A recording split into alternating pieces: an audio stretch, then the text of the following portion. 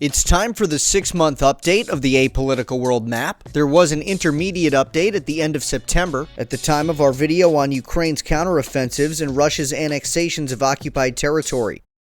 So we'll pick up there with Ukraine and take a look at the changes since then. As the last time we looked at it, Ukraine had recaptured Izium and had surrounded the Russians in Liman, while slowly grinding their way towards Kherson in the south. In early October, the Russians withdrew from Liman, with a portion of its forces unable to escape and surrounded. Ukraine subsequently pushed the Russians back toward the outskirts of Svatove, an important road junction in northeastern Luhansk where the Russians have dug in. Further north, the Russians have essentially been ejected from Kharkiv Oblast, with the exception of a sliver of sparsely populated territory.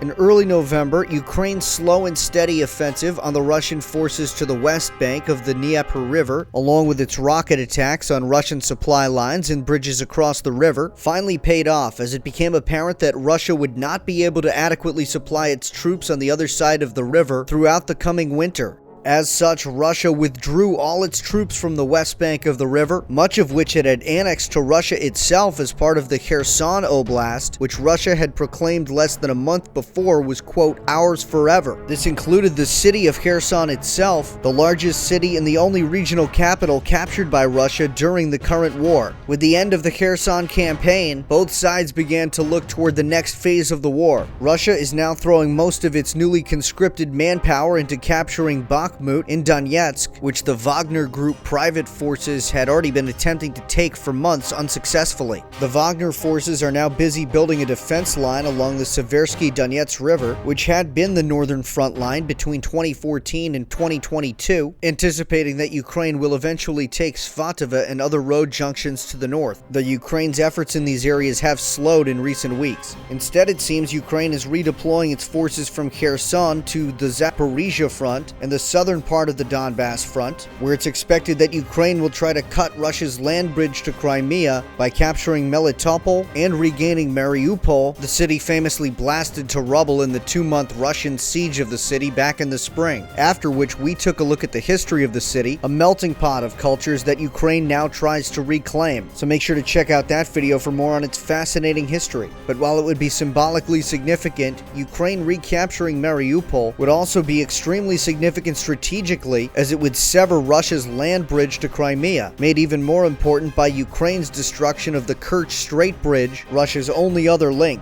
Perhaps even more significant would be Ukraine recapturing Melitopol, which could offer an even easier path to cut off the Russian land bridge to Crimea, and would also put Ukraine on Crimea's northern flank. A situation where Crimea is besieged and cut off by land and bridge from supply would be a disastrous one for the Putin regime, even before any land battles for the peninsula itself are fought. Putin's regime has based a large part of its legitimacy in recent years on the annexation of Crimea, thus it coming under grave threat would pose an imminent challenge to Putin's legitimacy. With Russia on the back foot, it seems that further developments are not far away, and will continue to follow it. Next door, the Polish-Ukrainian border was brought into focus, as an American military source originally reported to Reuters that a Russian missile had killed 2 people in eastern Poland. The NATO alliance, which Poland is a member of, originally was planning on releasing an Article 4 declaration, this being effectively increased actions to deter attacks, but short of Article 5, a military response, because of the accidental nature of what was presumed to be an off-course Russian missile. This would still be met with strong condemnation and further actions of deterrence under Article 4, but not the military response that would be meted out for an intentional Russian attack under Article 5. Later information was released that it may have even been a Ukrainian defense rocket. But in any case, the incident shows how easily an accidental nuclear escalation could happen during the current conflict situation.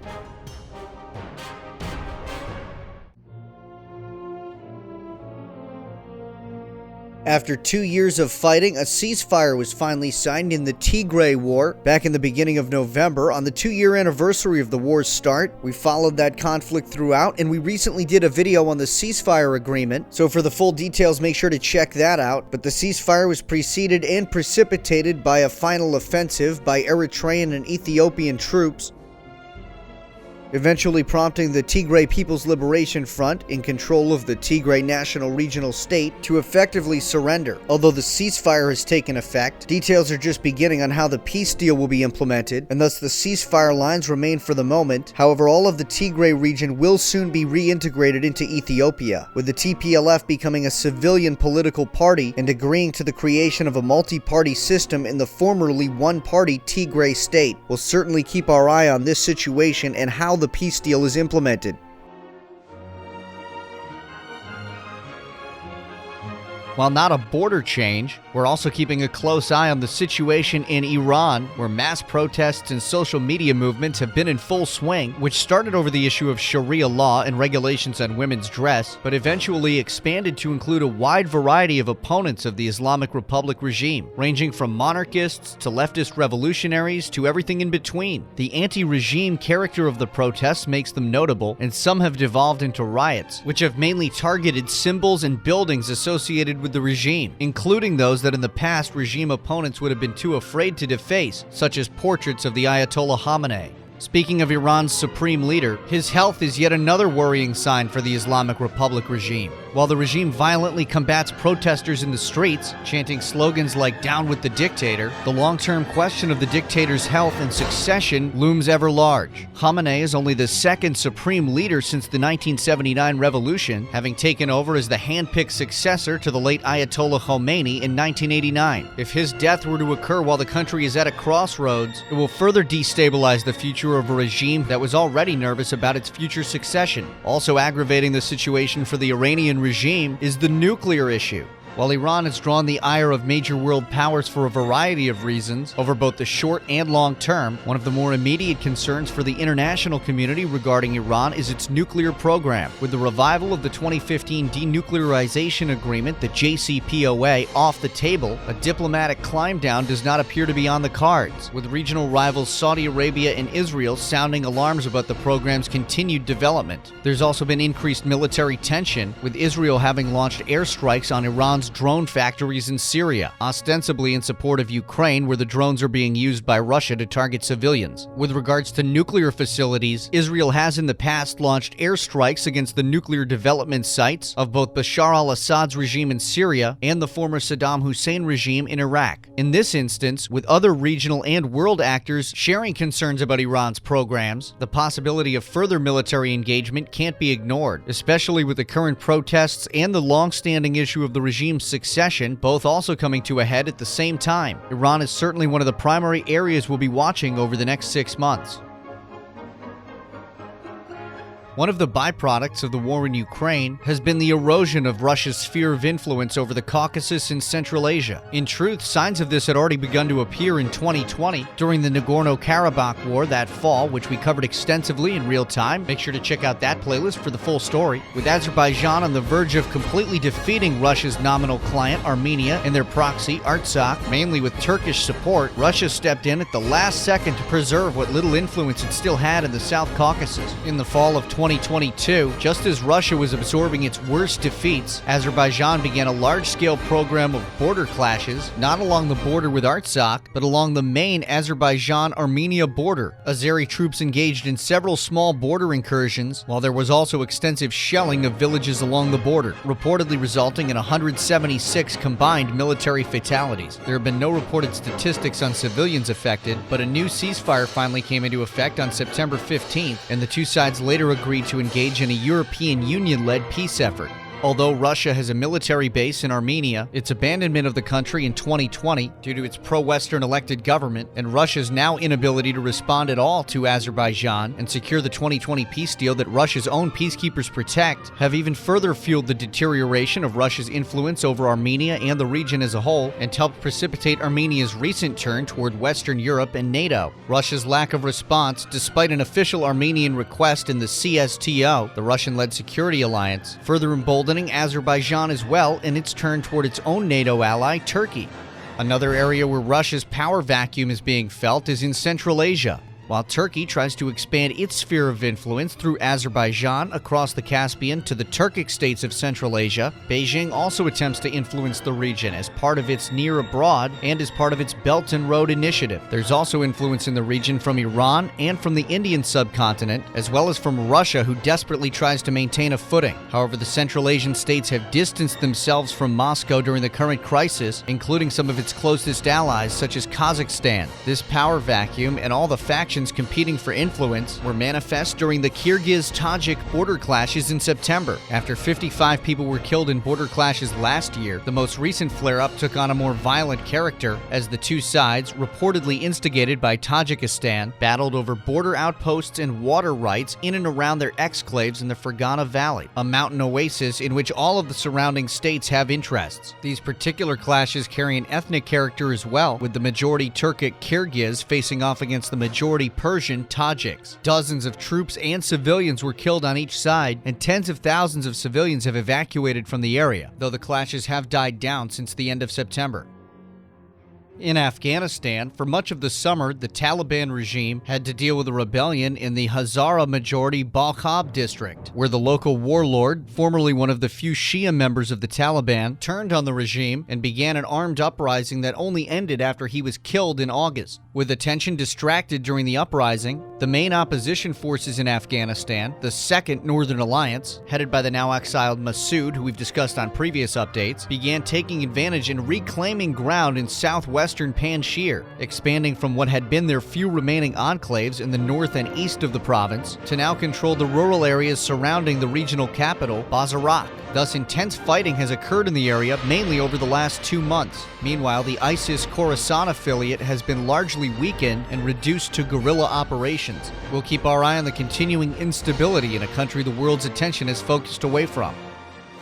In Pakistan, on November 3rd, former Prime Minister and ex-cricket superstar Imran Khan survived an assassination attempt when he was shot through the leg, with 8 other members of his delegation, including a member of the Pakistani Senate, also injured, and 1 member of the delegation killed. Although he had drawn the ire of the powerful Pakistani army and inter-services intelligence throughout his time in office, during which he pursued Islamization and closer relations with Beijing, these policies did win the support of some factions within the army, and there's no evidence that the armed forces or the Pakistani inter-services intelligence was behind this assassination attempt. Instead, it appears that responsibility lies with a small group of local opponents in Punjab, with the suspect reportedly accusing Imran Khan of not being Islamist enough and of espousing blasphemy. The shifting foreign and domestic politics of India and Pakistan and its effects on the rest of the subcontinent, such as Afghanistan, will remain a central geopolitical issue to follow.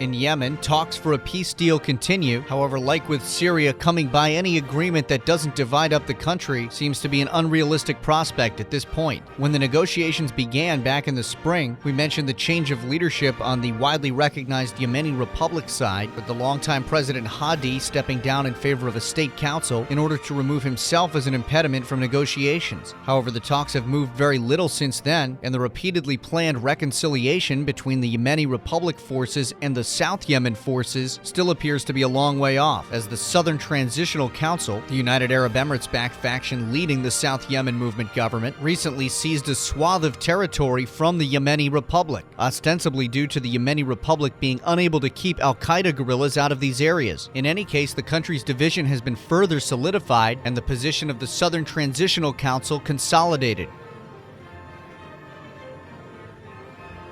Turkey, which has already intervened in Syria multiple times and has already set up an extensive client state in the north, the Syrian interim government now appears set to launch a new ground offensive. Turkey's previous operations in this theater made extensive use of Bayraktar TB2 drones made by the Turkish defense contractor Baykar, which we documented in a previous video, so make sure to check that out for details on the previous Turkish operations in Syria, and we'll certainly keep our eyes peeled for what appears to be an imminent Turkish offensive.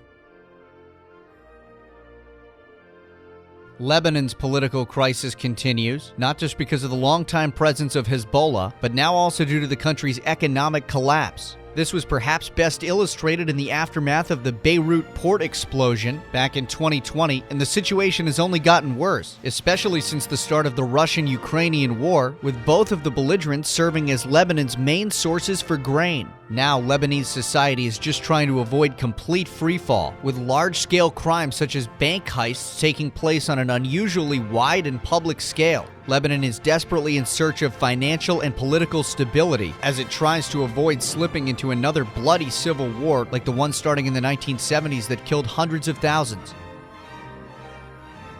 A sad situation has developed in Libya, where the country seemed to be on the right track following a peace agreement that ended the recent civil war there in 2021. That agreement saw the Eastern forces, led by Marshal Khalifa Haftar and the Tobruk-based House of Representatives, agree to merge back into the Tripoli government following their failed attempt to take the capital militarily. This created the Government of National Unity, led by the Tripoli faction victorious in the civil war, but incorporating factions from both East and West. However, in the spring of 2022, fractures appeared, and the House of Representatives elected its own prime minister, with the support of Marshal Haftar, in competition with the prime minister of the Unity government. Then, in late August and early September, clashes broke out once again, mainly around Tripoli, and although these skirmishes quickly ended, the Eastern faction has now consolidated itself in Sirte and formed the Government of National Stability, a new regime in competition with what was supposed to be the new Unity government. These events have effectively ended the peace agreement, and although large-scale warfare has not resumed, the country is once again split in two, and another civil war is unfortunately a distinct possibility. For the people of Libya, the hope is for an 11th-hour deal that will somehow avert another armed conflict and preserve the country's hard-fought peace. But for now, the sides, having declared opposing regimes, appear to be potentially digging in again.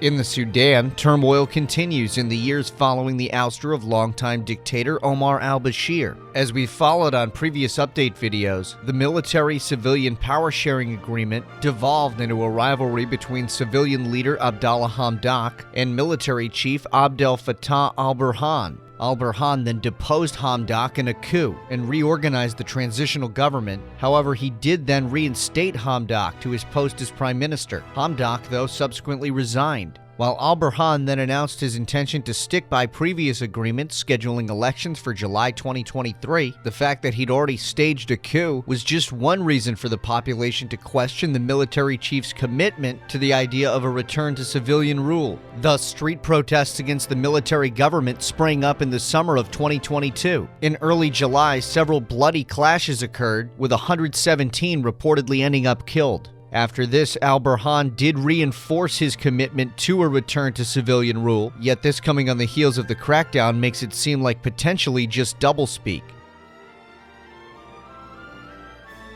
In Somalia, government forces have recaptured a large amount of largely sparsely populated territory to the west of Mogadishu from al-Shabaab, with the Islamist presence in the west now reduced to that of just a single river valley. In theory, this would reduce the threat of attacks to the capital Mogadishu. However, al-Shabaab still has an extensive presence to the north of the city, and they were able to execute a massive double car bombing near the end of October. That killed 121 people and followed quickly on the heels of another attack the week before, which killed 8 people at a hotel in the southern town of Kismayo. So although more politically stable than at any time in the past 30 years, Somalia remains a dangerous place until the last vestiges of al-Shabaab and ISIS, which still has a small enclave in the north, are eliminated. Only at that point could any talks about reconciliation with breakaway Somaliland even begin. So combined with the events in neighboring Ethiopia and Eritrea, it's clear there is still a challenging road to peace in the Horn of Africa. And although nearly every global power has a base in the region in Djibouti, this mainly serves outward-facing purposes, mainly in protecting international commerce through the Bab el-Mandab Strait, linking the all-important Suez Canal and the Red Sea to the Gulf of Aden. Thus, mainland issues in the Horn of Africa are of marginal concern in comparison, except where countries' direct interests are at risk.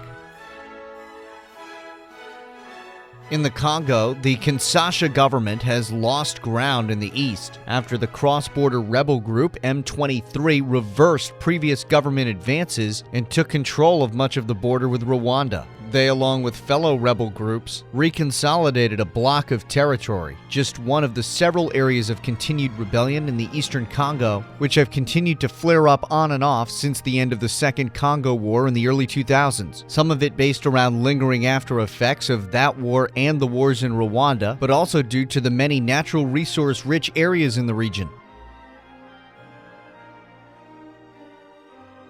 Back in August, tensions in the Taiwan Strait heated up as outgoing Speaker of the American House of Representatives, Nancy Pelosi, made an unannounced visit to the anti-communist holdout. Predictably, Beijing was furious, with the People's Liberation Army continuing to violate Taipei's airspace on its widest scale yet, and followed the visit by conducting military exercises in the waters surrounding Taiwan, effectively simulating a blockade and sending a clear message. However, despite the CCP's protesting both before and after the visit, they proved powerless to be able to do anything to prevent it or spoil it, and America then responded to the military exercises by further consolidating its position, striking a $1.1 billion arms deal with the government in Taipei. As ever, it remains apparent that the Taiwan Strait is a primary area of potential conflict in the current great power competition between Beijing and Washington in their respective spheres. However, the world's attention has, in recent months, to the CCP's dismay, turned to internal issues in the People's Republic. These included the continued persecution of Muslim Turkic Uyghurs and their mass detention in re-education camps, as well as the persecution of even Han Chinese practicing Christianity, Buddhism, or Falun Gong, along with numerous other religious groups and clergy.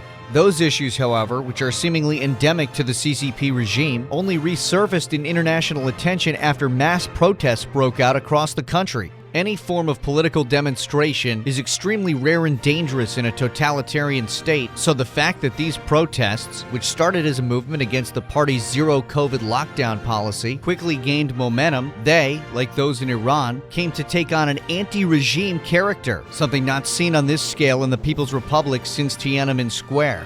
While the party has been busy trying to quell the protests, its leader was busy consolidating his personal power. Xi Jinping, who for years had been subtly purging his allies and removing checks and balances, was officially granted a third 5-year term as the party's general secretary and the chairman of its Central Military Commission. This comes just a few years after term limits were removed from his posts on government power, meaning Xi has effectively gained total power indefinitely over both the government and the party. Xi then helped to even further foster the cult of personality around himself, as he very publicly had his predecessor, Hu Jintao, previously a coalition partner of Xi's faction, escorted out of the party congress against his will in front of the entire session and in front of the world's media who had just been invited in minutes earlier. Reportedly, this was part of a concerted Xi turn against Hu's faction, and Xi supposedly kicked him out of the party congress before the new Politburo was announced, at which time Hu would have realized that all the members of his faction would be excluded from the Politburo, making this both a political power play and a public shaming of the former party leader,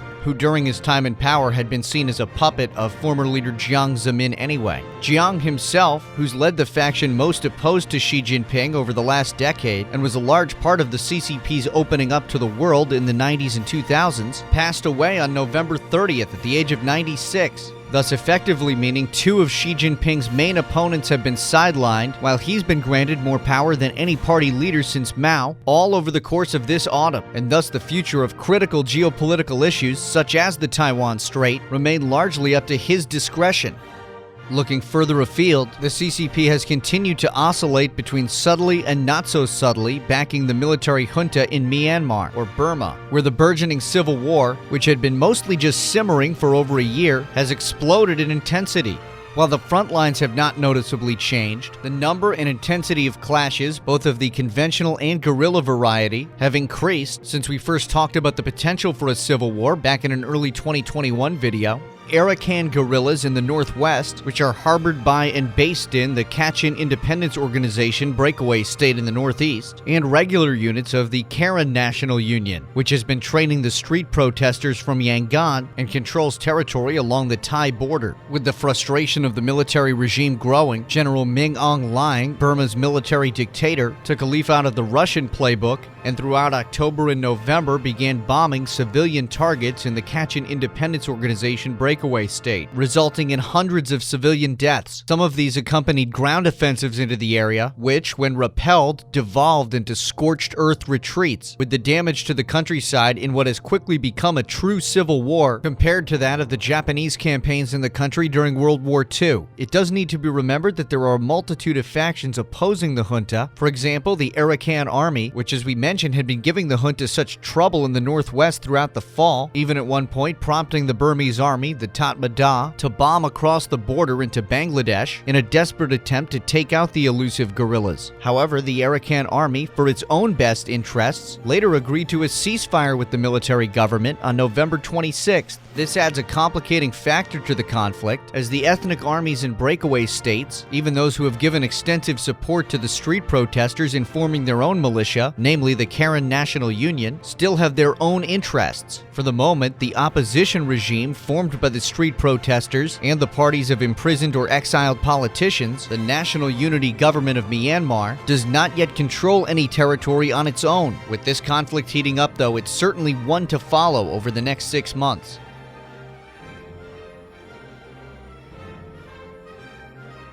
To put a bow on something we talked extensively about in the last update, there does not appear to be any evidence one way or another regarding the ratification of the Hans Island Treaty, ending the humorous and non-violent so-called Whiskey War by Denmark and Canada along with their respective constituents, Nunavut and Greenland. However, it's safe to assume that there will not be any issues with ratification, and so on this map update, we've officially put the new border in place.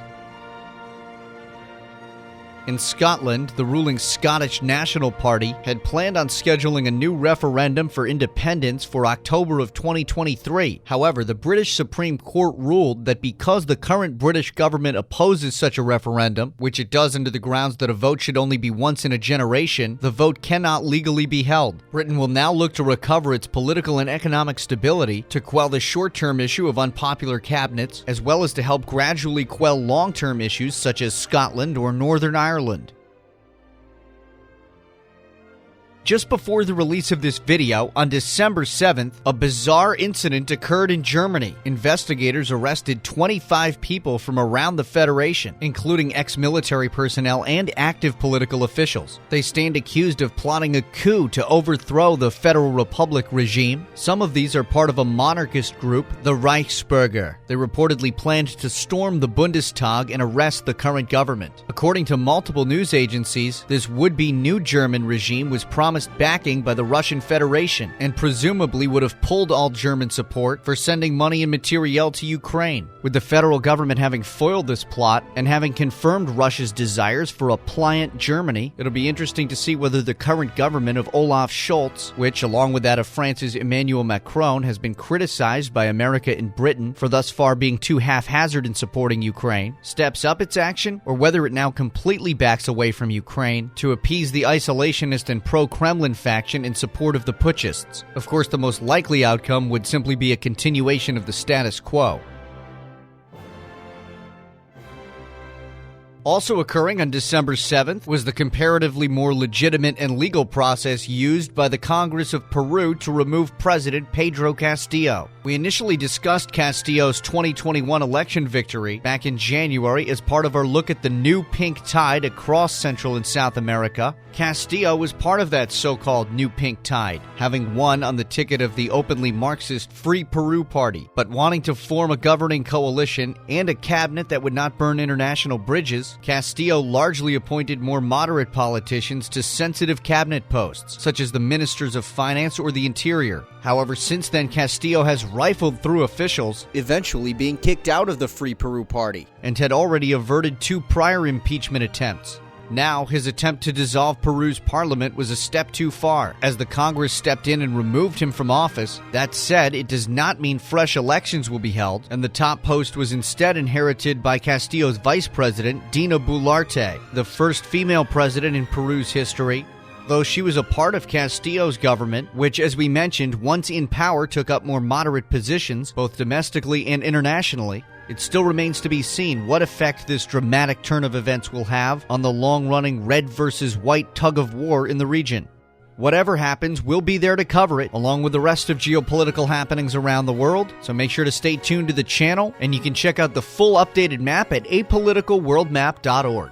Please remember to hit subscribe and the bell button. It really helps out the channel. Make sure to interact and leave a comment. And if you can, please donate on Patreon. For now, thank you so much for watching. I'm Alex. I am out.